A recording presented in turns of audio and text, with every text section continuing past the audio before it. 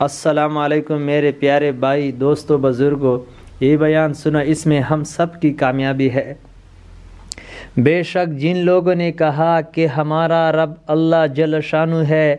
پھر مستقیم رہے یعنی جمے رہے، اس کو چھوڑا نہیں، ان پر فرشتے اتریں گے موت کے وقت اور قیامت میں یہ کہتے ہوئے کہ نہ اندیشہ کرو اور نہ رنج کرو اور خوشخبری لو اس جنت کی جس کا تم سے وعدہ کیا گیا ہے۔ ہم تمہارے رفیق تھے دنیا کی زندگی میں بھی اور آخرت میں بھی رہیں گے، اور آخرت میں تمہارے لیے جس چیز کو تمہارا دل چاہے وہ موجود ہے، اور وہاں جو تم مانگو گے وہی ملے گا،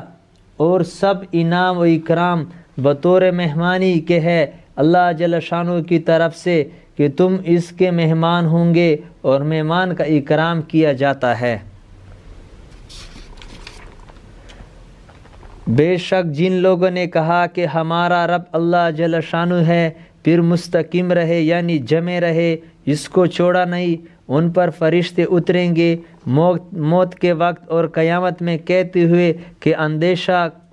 اندیشہ کرو، نہ رنج غم کرو، اور خوشخبری لو اس جنت کی جس کا تم سے وعدہ کیا گیا۔ ہم تمہارے رفیق تھے دنیا کی زندگی میں بھی اور آخرت میں بھی رہیں گے، اور آخرت میں